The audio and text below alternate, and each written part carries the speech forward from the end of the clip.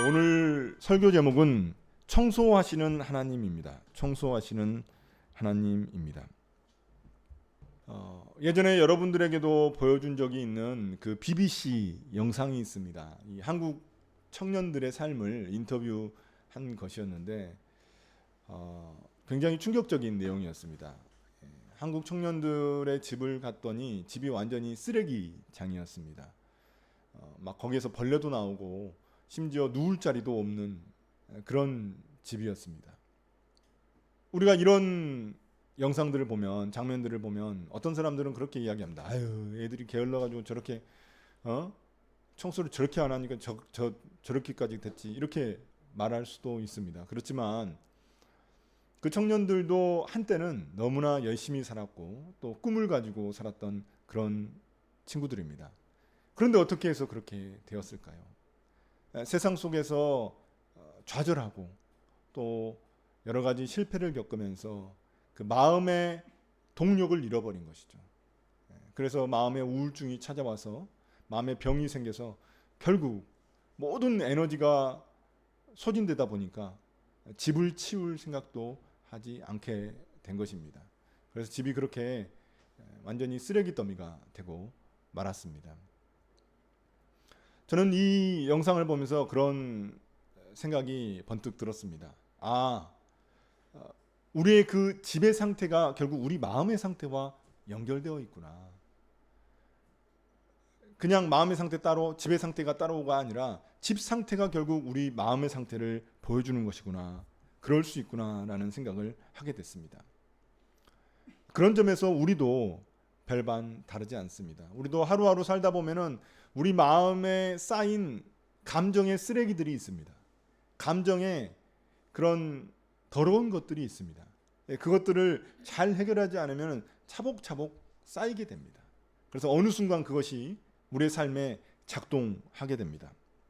불쑥불쑥 그런 고개를 드는 죄책감도 있을 것이고 또 애써 감춰놨던 그런 수치심, 사람들 사이에 있었던 그 수치심도 있을 것이고 또 내 힘을 빼놓는 그런 좌절감, 내가 원하는 대로 되지 않았을 때 그 좌절감들도 우리 마음에 켜켜이 쌓여 있을 수 있습니다. 평상시에는 잘 모르다가 어떤 상황이 되면 그것들이 툭툭 튀어나올 수 있습니다. 이 모든 것들이 그냥 우리의 내면에만 머물러 있는 것이 아닙니다. 결국에는 우리 바깥으로 표현되게 되어 있습니다. 그래서 우리 삶의 일상에도 이 마음의 상태들이 드러나게 됩니다. 삶의 공간에도 드러나게 됩니다. 그래서 우리의 일상의 삶의 패턴들을 잘못된 패턴으로, 이 패턴은 안 좋은 패턴인데도 불구하고 그 잘못된 패턴으로 나아갈 수도 있습니다. 심지어 우리의 표정에서도 그런 마음에 쌓인 감정의 쓰레기들이 드러날 수 있고 또 우리 사람과 사람 사이의 그 관계에서도 드러날 수가 있습니다. 물론 하나님과의 관계에서도 드러날 수 있게 됩니다. 이처럼 우리 마음에도 쓰레기가 있고 그것이 우리 외부로 드러나게 됩니다. 성경에서도 이런 원리를 우리가 볼 수 있습니다. 하나님은 유월절이 다가오면은 이스라엘 백성들에게 온 집안에 있는 누룩을 다 깨끗이 제거하라고 말씀하셨습니다. 누룩은 곰팡이입니다. 곰팡이. 곰팡이인데 이 누룩을 다 제거하라고 하셨다는 거예요. 그래서 지금도 현재도 이스라엘 그 유대인들은 유월절이 다가오게 되면은 대청소를 합니다. 새해 맞이 대청소랑 비슷합니다. 그래서 완전히 대청소를 하게 됩니다. 여기서 누룩은 죄를 상징합니다. 이스라엘 백성들이 이집트에서 그 지었던 죄된 상태 있지 않습니까? 그들의 옛 모습, 그 죄를 상징하는 것입니다. 그래서 그것을 제거하라고 말씀하시는 것입니다. 그런데 하나님은 이 죄를 갖다가 그냥 야 너희들 이제 죄를 회개해야 돼, 죄를 돌이켜야 돼 이렇게만 말씀하지 않으시고 행동으로 직접 청소를 명령하셨다는 것입니다. 깨끗이 집안에 있는 누룩을, 곰팡이를 다 제거하라고 그렇게 말씀하셨다는 것입니다. 결국 우리의 내면의 것이 겉으로 드러나게 되기 때문입니다. 그렇다면 우리의 삶을 우리 스스로 바라볼 때 어떤 생각이 드십니까? 뭔가 내 삶에도 변화가 필요하다 이런 생각을 하고 계신가요? 변화를 추구하지 않는 사람은 별로 없을 것 같습니다. 예. 변화가 없으면 발전이 없기 때문이죠. 예. 그래서 이 변화를 누구든지 바라지만 이 변화를 도대체 어디서부터 시작해야 될까? 예. 고민될 때가 있습니다. 특별히 오늘 말씀인 역대하 29장은 무너졌던 유다가 다시 회복되는 그런 장면이 등장합니다. 나라가 굉장히 큰 위기에 빠져 있었는데 그때 이 히스기야라는 사람이 등장해서 이제 나라를 회복하게 되는데 그때 이 히스기야가 처음 했었던 그 시작은 정치개혁이나 군사훈련 이런 것이 아니었습니다. 그의 변화의 시작은 아주 단순하고 쉬운 것이었습니다. 무엇이었습니까? 청소였습니다. 청소.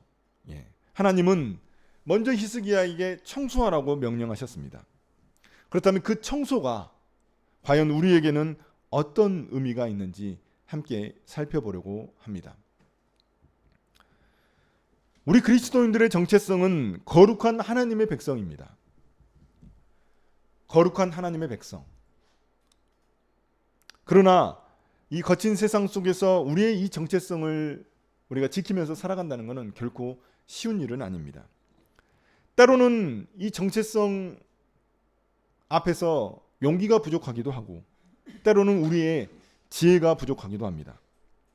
무엇보다도 이 정체성이라는 것은 드러내면 냄새가 나고 드러나면 향기가 나는 경우가 많기 때문입니다. 예를 들어 보겠습니다. 회사에서 회식하는데 자기는 그리스도인이라고 해서 술 안 마시니까 회식에 참석 못하겠다라고 한다면 어떨까요? 또 회사 동료들 만날 때마다 자꾸 전도하려고만 하면 자꾸 그냥 교회 가자고 복음 전하려고만 하면 어떨까요? 또한 회사에서 책상 앞에 보니까 커다란 십자가 하나 딱 놔두고 그 옆에는 예수님 얼굴 대빵만하게 만들어가지고 붙여놓으면 어떨까요? 또 다 같이 밥 먹는 자리에서 혼자 식기도 길게 눈 감고 손 모으고 이렇게 길게 하면 어떨까요? 또한 금요 예배 가야 된다면서 자기만 야근 빼달라고 때를 쓰면 어떨까요? 이게 과연 좋은 신앙일까요? 용기가 있는 것일까요? 아니면 어리석은 것일까요? 과연 우리는 이런 세상 속에서 우리의 정체성을, 거룩한 하나님의 백성이라는 정체성을 어떻게 지켜나갈 수 있을까요? 5절입니다. 5절 보시면 그들에게 말하였다. 레위 사람들은 나의 말을 잘 들으시오. 이제 그대들 자신을 먼저 성결하게 하고 또 그대들의 조상이 섬긴 주 하나님의 성전을 성결하게 하여 더러운 것을 성소에서 말끔히 없애도록 하시오. 오늘 우리가 보는 이 말씀에는 역대기에만 나온 말씀들이 대부분입니다. 열왕기서에는 안 나오는 말씀들이 많습니다. 히스기야 왕의 숨겨진 면모를 이 역대기를 통해서 우리가 볼 수 있는 것입니다. 히스기야 왕의 지금 상황은 굉장히 위태롭습니다. 나라가 위기에 처해 있습니다.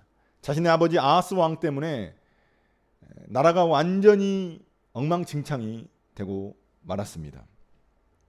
그래서 외세의 침입이 아주 잦을 때입니다.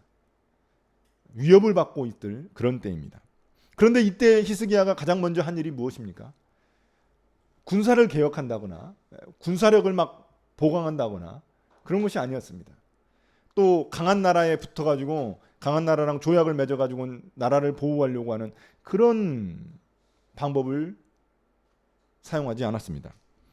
그는 제일 먼저 한 것이 바로 청소입니다. 무엇을 청소했습니까? 성전을 청소한 것입니다. 이스라엘 백성들의 신앙을 회복하는 일이 가장 먼저라는 사실을 히스기야는 알고 있었던 것입니다. 그래서 그는 더러워진 성전, 자신의 아버지가 그 성전을 더럽혔거든요. 거기에 우상을 놓아두고, 그리고 심지어 주님께 예배드리거나 제사를 드리지 않아가지고 거기가 결국 문이 닫히고 말았습니다. 그래서 거기에 뭐 거미줄도 있고 막 그랬겠죠. 먼지가 켜켜이 쌓였겠죠. 그 성전 문을 활짝 열고 성전을 청소하라고 명령합니다. 그것이 히스기야가 첫 번째 개혁을 시작한 일입니다. 여기서 레위인들에게 히스기야가 뭐라고 합니까? 먼저 너희들 스스로를 성결하게 하라고 명령합니다. 오늘 말씀에서 가장 많이 등장하는 단어가 있다면 바로 성결이라는 단어입니다. 성결은 쉽게 말해서 거룩하게 구별하다 이런 의미입니다. 거룩하게 구별하다. 그러니까 거룩한 성전을 청소하기 전에 먼저 너희들부터 깨끗하게 하라는 그런 의미입니다. 너희들부터 청결하게 하라는 의미입니다. 레위기를 보면은 제사장과 레위인들은 성전 사역을 하기 전에 반드시 자신들의 몸을 씻어야만 했습니다. 물두멍 있지 않습니까? 자신들의 몸을 씻고 또 속죄 제사도 드려야만 했습니다. 피를 뿌려야 했습니다. 죄와 부정으로 오염된 상태로 하나님의 성전에 들어갈 수 없고 일을 할 수 없기 때문입니다. 이런 성결함의 명령은 우리 삶에도 적용됩니다. 우리가 무엇인가 변화되기를 바란다면 우리 마음부터 정리해야 합니다. 처음에 말씀드렸던 것처럼 우리 마음에도 켜켜이 쌓여있는 감추어두었던 죄책감이나 수치심과 분노, 이런 마음의 쓰레기들이 여전히 남아있기 때문입니다. 이것들을 방치한 채 다른 무엇을 바꾸려고 해도 소용이 없습니다. 그러므로 우리에게도 청소, 성결은 나를 돌보는 것에서부터 시작해야만 합니다. 근데 그 우리 내면을 돌보기 위해 또 그 전에 우리가 할 수 있는 것들이 있죠. 무엇입니까? 집에 있더라도, 밖에 안 나가고 집에 있더라도 깔끔하고 깨끗하게 나의 몸을 돌보는 것입니다. 덥수룩한 머리를 깨끗하게 자르고 몸을 씻고 옷을 깔끔하게 입고 몸도 가꾸어야만 합니다. 내가 집에 있다고 밖에 안 나간다고 아주 그냥 몸에서 냄새나고 더러운 옷 입고 다니고 머리에는 막 이가 막 기어다니고 그러면은 삶이 엉망진창이 됩니다. 마음도 더러워집니다. 깔끔하고 단정한 모습으로 나를 가꾸는 것, 그것이 바로 변화의 시작입니다. 그래서 우울증 걸린 사람들한테 뭐라고 하는지 아십니까? 제일 먼저 할 일이 뭐라고 하시는지 아십니까?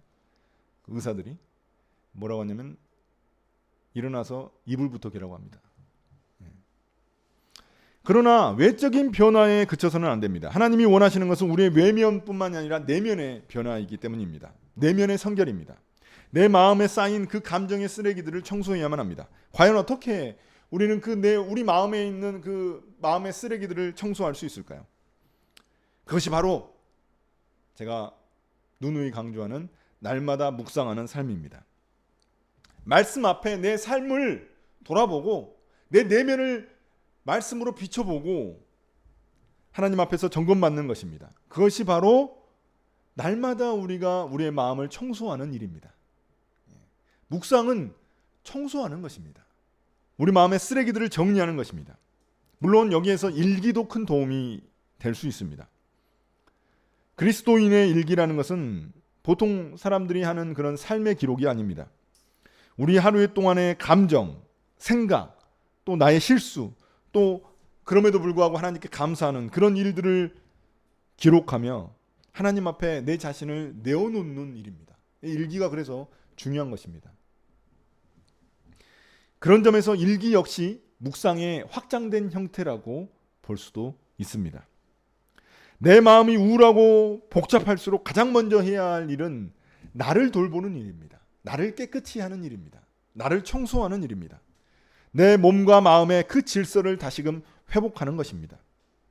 우리의 몸을 단정히 꾸미고 가꾸고 마음에 쌓인 감정의 찌꺼기들을 청소해야만 합니다.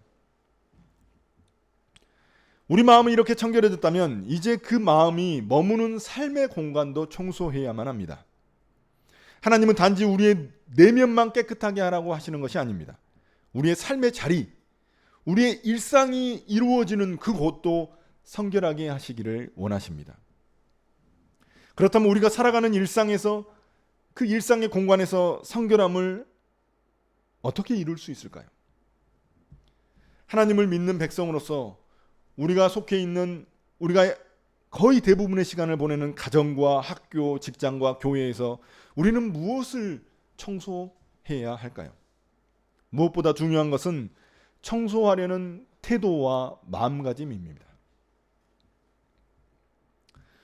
여러분, 메이저리그 슈퍼스타 오타니 쇼헤이를 아십니까? 그는 투수이자 타자입니다. 투수이자 타자, 이도류라고 그래서 부르는데 사람들이 이 두 가지 영역에서 메이저리그 역사를 새롭게 쓴 그런 사람입니다. 그런 그가 밝힌 자신의 습관들이 있습니다. 그 중에 하나가 있는데 굉장히 놀랍습니다. 그게 뭔지 아십니까? 아주 단순하고 아주 쉬운 일입니다. 그건 뭐냐면은 쓰레기를 줍는 일입니다. 그 오타니 쇼헤이는 어디를 가든지 쓰레기를 줍습니다. 특별히 경기장에서 아무도 줍지 않는 쓰레기를 본인이 줍습니다. 물론 쓰레기 줍는 사람이 따로 있습니다. 그럼에도 불구하고 자기가 줍습니다. 굉장히 유명합니다. 그는 이런 습관이 자신을 이 자리까지 만들었다고 고백합니다. 이처럼 단순하고 굉장히 쉬운 그 청소 습관 하나도 우리 삶을 변화시킬 수 있는 능력이 있다는 것입니다. 그렇다면 우리는 어떻습니까? 하나님의 백성으로서 우리는 우리의 삶의 공간을 어떻게 만들어야 할까요? 우리 역시 우리가 사는 집, 회사, 학교, 교회에서 먼저 나서서 청소할 수 있는 사람이 되어야 합니다. 내 눈에 쓰레기가 먼저 보여야 합니다. 그리고 그것을 치우는 사람이 되어야 합니다. 물론 눈에 보이는 쓰레기만 중요한 것이 아닙니다. 우리 마음에 또 우리가 있는 그 공간에 있는 쓰레기들도 굉장히 중요합니다. 눈에 보이지 않는 쓰레기들이 있죠. 내가 삶의 공간에서 가정이나 회사나 학교나 교회에서 있을 때 눈에 보이지 않는 그런 또 쓰레기들이 있습니다. 흔적들이 있습니다. 내가 저지른 죄의 자취들이 있고 또 깨진 관계들의 조각들이 있고 그리고 거짓과 타협의 껍질들도 우리가 함께 청소해줘야 합니다. 5절 하반절입니다. 히스기야는 성결해진 레위인들에게 성소의 더러운 것들을 없애라고 명령합니다.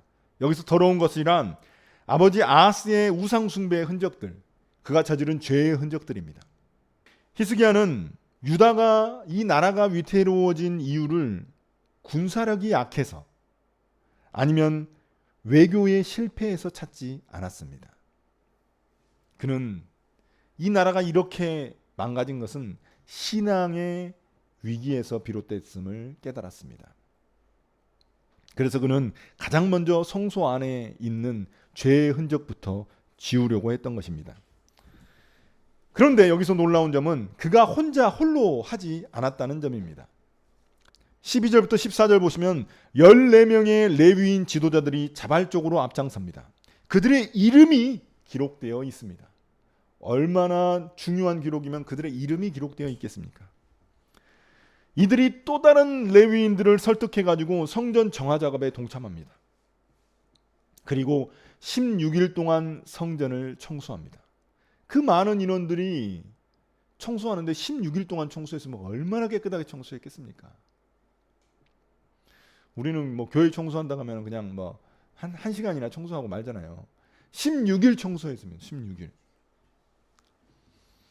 그 성전 안에 있던 모든 우상의 기구들을 다 빼내가지고 어디다 버립니까? 성 밖에 있는 기드론 골짜기에다가 버립니다. 그냥 버리면 안 되죠. 다시 갖다 쓸 수 있잖아요. 불태워 버립니다. 완전히 제거해 버립니다. 다시 되돌릴 수 없게 만든 것입니다. 그럼 우리 삶에서 이런 원리들을 어떻게 적용할 수 있을까요? 우리는 우리 삶에서 무엇을 버려야 할까요? 우리 삶의 공간에서 무엇을 버려야 할까요? 하나님과의 관계를 방해하는 그런 습관들이 있다면 그거부터 먼저 제거해야 합니다. 은밀한 죄의 흔적들, 그리고 회복되지 않은 관계들, 그리고 오래된 타협과 무관심들. 하나님이 거하실 우리의 삶의 자리, 우리의 삶의 자리가 성전 아니겠습니까? 우리가 있는 모든 곳이 다 성전입니다. 그래서 우리의 삶의 자리, 그곳에 있는 그 쓰레기들도 우리가 제거해야 한다는 것입니다. 그 흔적들을, 죄의 흔적들을 방치해서는 안 된다는 것입니다. 히스기야의 명령을 듣고 결단한 그 레위인들처럼 우리도 나서야만 합니다. 하나님은 우리가 그 일상의 공간을 성소를 청소하는 것처럼 청소할 때 우리의 삶을 새롭게 해 주십니다. 그렇지만 우리의 삶의 자리를 청소하고 난다고 해서 다 끝나는 것이 아닙니다. 청소할 때 청소하고 다 끝나는 게 아닙니다. 청소하고 나서 해야 될 일이 있죠. 뭡니까? 정리정돈입니다. 청소한 자리에, 깨끗해진 자리에 무엇을 채울까도 중요합니다. 히스기야는 성소를 깨끗하게 청소한 다음에 하나님을 위한 그 신앙의 질서를 다시 세워 나갑니다. 제가 요즘 정리수납 전문가 자격증을 공부하고 있습니다. 정리수납 전문가 자격증, 이런 것도 있더라고요. 근데 거기에서 어떤 영상을 봤더니 어떤 강사님이 이런 걸 질문하더라고요. 청소와 정리의 차이점이 무엇인지 아십니까? 이렇게 질문하더라고요. 청소와 정리의 차이점. 여러분 아십니까? 청소와 정리가 같은 것처럼 생각하지만 다릅니다. 청소는 더러운 것을 치우는 것이고, 정리는 물건의 제자리를 찾아주는 것입니다. 그래서 물건이 물건답게 쓸 수 있도록 해주는 게 정리입니다. 청소하고 정리정돈까지 해야 하는 것이죠. 정리정돈을 해서 그 공간에 질서를 부여해야만 언제든지 내가 원하는 것을 찾을 수 있습니다. 19절입니다. 레위인들도 성전을 깨끗하게 청소한 다음에 하나님의 성전 기구들을 제자리에 다시 돌려놓습니다. 얼마나 아름답고 감동스러운 장면입니까? 더러운 것들 다 치우고, 성전에서 우상 숭배했었던 흔적들 다 치우고, 이제는 그 하나님의 성전에 쓰였던 그 기구들을 다시 가져오고 있습니다. 원래 있었던 그 자리에 성전의 기구들을 다시 놓습니다. 그래야만 하나님이 임재하실 그 성전에서 예배드릴 그 준비를 마칠 수 있게 되는 것입니다. 그 거룩한 성전에 예배드릴 그 준비를 마칠 수 있게 되는 것입니다. 우리의 삶도 그렇습니다. 단순히 죄를 회개하고 나의 감정의 쓰레기들을 청소하는 것으로 끝나서는 안 됩니다. 깨끗해진 그 우리의 마음의 자리, 우리의 삶의 공간의 자리에 새로운 질서를 부여해야만 합니다. 새로운 질서를 세워나가야 합니다. 그것이 바로 진정한 회복입니다. 우리가 청소를 통해 준비해야 할 최종 목적은 예배입니다. 예배. 단지 주일 1시간만 드리는 그 예배가 아니라 우리의 삶 전체가 드려지는 그 예배, 그것이 우리의 삶의 질서를 바로잡는 열쇠입니다. 예배는 단지 찬양하고 말씀 듣는 시간이 아닙니다. 이 주일날은 우리가 짧게 드리는 1시간이지만 이 시간을 통해서 내 삶을 다시금 재배치하고 다시 맞추는 그런 과정의 시작이라고 볼 수 있습니다. 무엇이 내 삶의 중심에 있어야 하는지, 그리고 내가 무엇을 옮겨야 하고 버려야 하는지를 다시금 생각하는 시간이 바로 이 주일 예배입니다. 그걸 통해서 우리 삶의 일주일간의 삶의 질서를 다시금 재정비하는 것입니다. 하나님의 시선으로 내 삶을 점검하고 회복하는 시간입니다. 지금까지 우리는 어떤 삶의 루틴을 갖고 살아오고 있습니까? 깨끗이 청소한 그 시간과 공간에 우리는 거룩한 영적 질서, 영적인 루틴을 세워 나가야 합니다. 어떤 영적 루틴을 가지고 계십니까? 아침과 저녁에 묵상하는 습관을 여러분 세워 나가고 있습니까? 아니면 하루의 시작과 마무리를 기도로 열고 닫는 습관을 가지고 계십니까? 일기 쓰는 습관, 그것도 너무나 중요합니다. 이 모든 것들이 우리의 삶의 예배를 회복하게 만드는 거룩한 영적 루틴들입니다. 삶이 어지럽고 마음이 혼란스러울수록 우리를 지켜주는 것은 이러한 영적 루틴들입니다. 영적 루틴들. 여러분, 영적 루틴을 우리는 세워나가야 합니다. 청소하는 것도 중요하지만 세우는 것도, 그것을 채우는 것도 중요하다는 것입니다. 그것이 바로 우리의 일상을 다시 예배로 바꾸는 영적인 청소의 힘, 정리정돈의 힘입니다. 사랑하는 성도 여러분, 이제 오늘 말씀을 마무리하며 한 가지 짧은 이야기를 들려주려고 합니다. 내 마음의 그리스도의 집이라는 작은 책이 있습니다. 여러분 잘 아시죠? 우리 교회 책장에도 찾아볼 수 있는데요. 그 이야기에는 집이 하나 등장합니다. 2층 집이 하나 등장하는데 그 집은 그리스도인의 마음을 상징합니다. 그 집의 주인은 예수님을 자신의 집에 초대하죠. 그리고 서재, 주방, 거실, 작업실, 오락실, 침실까지 모두 예수님께 소개합니다. 그리고 그 방들의 문을 다 열어가지고 예수님께 소개하면서 이 방들의 주인이 되달라고 예수님께 요청합니다.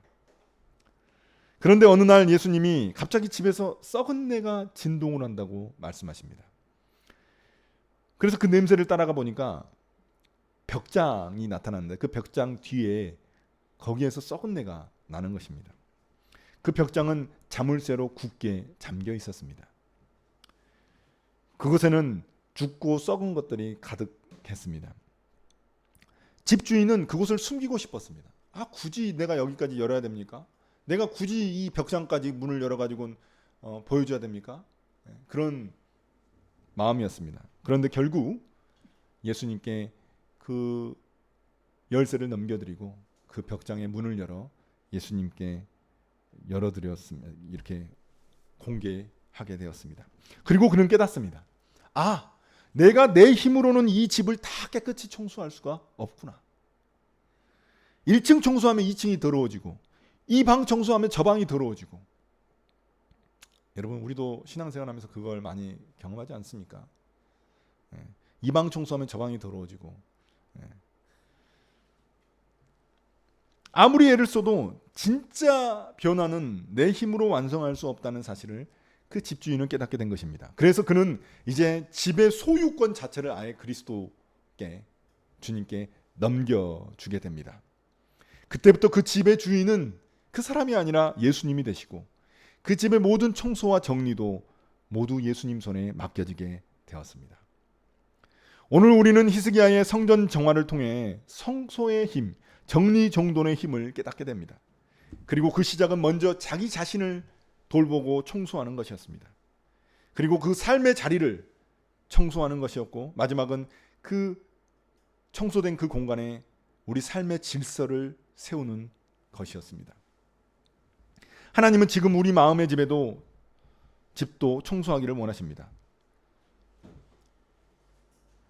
우리 마음의 집을 청소하기를 원하십니다. 내가 감춰놨던 그 마음의 문을 활짝 연다면 주님은 우리 삶의 구석구석을, 우리 마음의 구석구석을 깨끗하게 만들어 주십니다. 감정의 쓰레기들, 또 깨진 관계의 파편들, 숨겨둔 죄의 흔적들을 제거하기를 원하십니다. 그럼 우리는 무엇을 해야 될까요? 우리 마음대로 우리의 노력으로는 완전히 깨끗하게 할 수 없다니까요. 우리 마음과 우리 마음의 집, 우리 삶의 방의 그 키를 주님께 드려야만 합니다. 내가 주인이 되려 하면은 결코 내 마음의 집과 삶의 집을 깨끗이 청소할 수 없습니다. 그분이 우리 삶의 주인으로 오실 때 내 삶에는 새로운 질서가 세워지게 됩니다. 그래서 이렇게 고백하면 좋겠습니다. 주님, 이제 제 마음을 깨끗하게 청소해 주십시오. 제 삶에 헝클어진 질서를 바로잡아 주십시오. 주께서 제 삶에 새로운 영적 루틴을 세워주실 줄 믿습니다. 예수님의 이름으로 기도합니다. 아멘.